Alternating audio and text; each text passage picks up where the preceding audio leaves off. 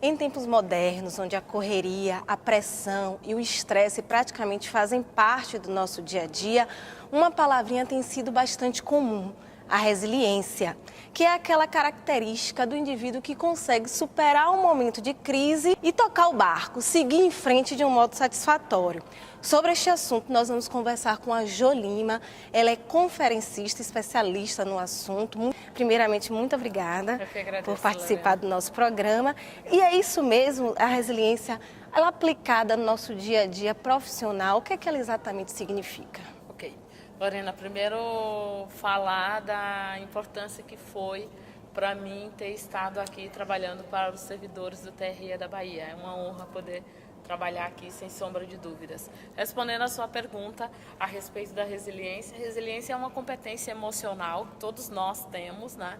E o meu conceito de resiliência é ter a capacidade de ter conduta sã em meio ao caos.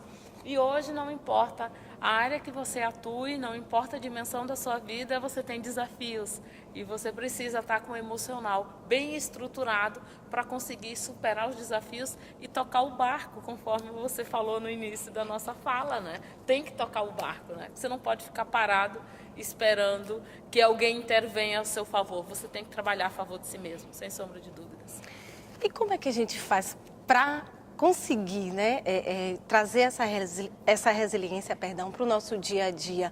Como é que a gente consegue, talvez é uma inteligência emocional, como é que a gente consegue? Sem sombra de dúvidas, Lorena. A resiliência é a competência que alicerça a nossa inteligência emocional. E ela decorre do quê? Primeiro passo, do nosso autoconhecimento, né? A gente precisa se colocar na nossa agenda, ver onde é que estão os nossos diferenciais, ver se eventualmente a gente não precisa ressignificar as nossas crenças para poder se permitir aos desafios.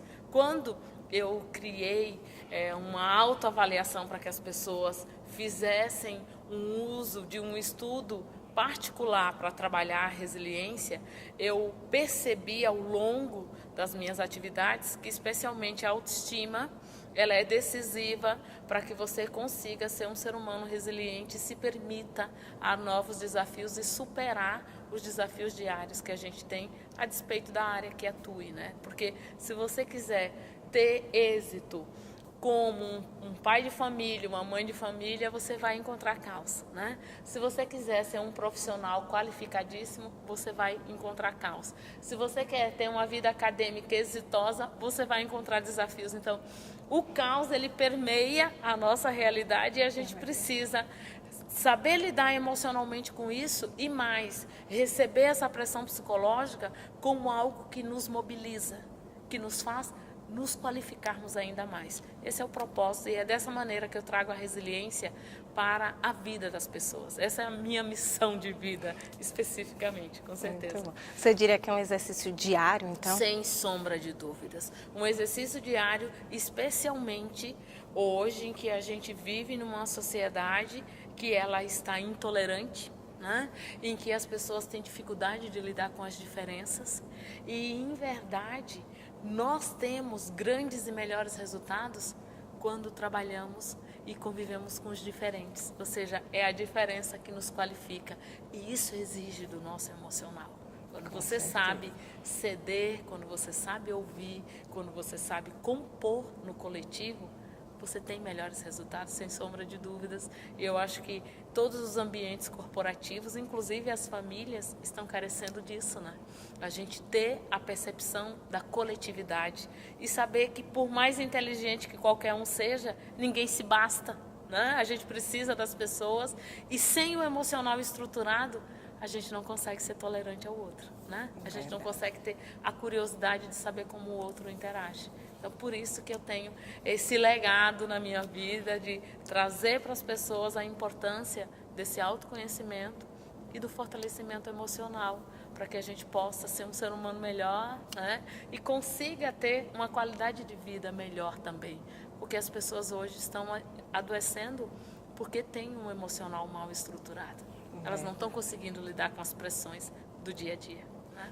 sem sombra de dúvida. A palestra de hoje, ela fez parte do plano de desenvolvimento de líderes aqui do tribunal. Perfeito. Eu queria saber de você o seguinte, qual a vantagem, qual o benefício que um líder, não o líder, talvez esse líder da equipe não seja nem um gestor, mas de termos um líder que tenha essa capacidade de resiliência na equipe. Perfeito. Ele pode influenciar os outros? Com certeza. Primeira coisa para a gente dimensionar a liderança, para mim, liderança não é cargo, liderança é postura de vida, ou seja, eu não preciso ser gestor para ser líder, né? A partir daí já fica uma coisa mais fácil da gente interagir. Quando eu sou liderada por um gestor, por uma gestora que tem um emocional bem estruturado, ele consegue identificar a minha singularidade e ele consegue extrair de mim o meu melhor, ele me potencializa. Isso é importante. Então, quando nós estamos diante de um gestor ou de uma gestora que exercita essa liderança e que tem competência emocional, ele vai conseguir constituir sua equipe com diversidade de pensamentos, com diversidade de idades, e isso tudo trará equilíbrio e diferenciação para esse time. Muito bacana. Por isso que é tão importante a gente ter lideranças que se conheçam e saibam lidar com o tempo do outro. Porque, em regra, Lorena, eu noto que boa parte dos gestores procuram compor suas equipes com pessoas que são cópias deles mesmos. E quando a gente faz isso, nós temos equipes lineares. Ou seja, nós temos como crescer e se diferenciar quando nós temos perfis diferentes compondo a equipe, porque é na diferença que a gente consegue se diferenciar e não com times lineares. O gestor ou a gestora com esse emocional estruturado, ele vai se permitir ao diferente e ele vai se testar nesse aspecto. Ele tem o exercício de humildade de aprender com o seu liderado, que isso é um desafio diário, né? Sem dúvida. Para a última pergunta, eu vou pedir sua licença para a gente sair do foco profissional e falar. E eu quero te perguntar o seguinte: como é que a gente pode também trabalhar a resiliência em nossa vida pessoal? De repente, no lidar com o nosso marido, com a esposa, com os filhos também. E também o seguinte: às vezes a gente passa por uma situação em casa, né? Perfeito. Uma situação conturbada. Como conseguir levar adiante o seu trabalho e isso também não interferir? São duas perguntas, na verdade. A primeira coisa que eu acho que a gente precisa refletir é o quanto eu estou trabalhando a minha individualidade, o quanto eu me conheço, até para saber em que momento eu vou poder agir, porque senão a gente pode estar ofendendo. Tem pessoas que têm um problema no espaço de família, chega para o trabalho já desorientado, aborrecido, xingando e sendo até grosseiro com seus colegas, e a gente precisa ver e ter o cuidado de contextualizar nossas ações.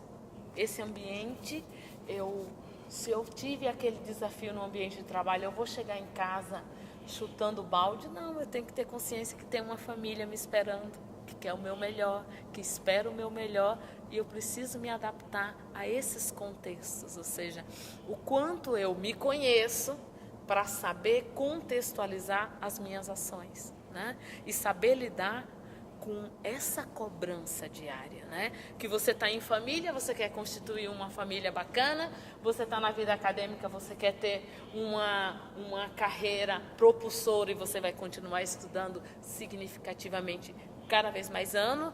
Você está num ambiente de trabalho, você também quer ter uma estrutura saudável. Então, eu preciso me colocar na minha agenda para eu conseguir estar saudável para os outros.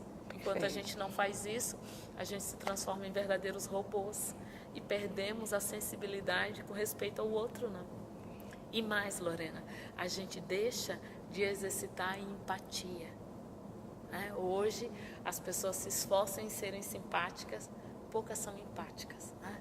Então, quando você exercita a empatia, você vê e consegue contextualizar o seu comportamento. Nesse ambiente, como é que eu vou mimetizar as atitudes para que eu possa ter êxito aqui, né? Eu não vou falar para uma criança de 5 anos das minhas tristezas se ele sequer tem alcance para aquilo.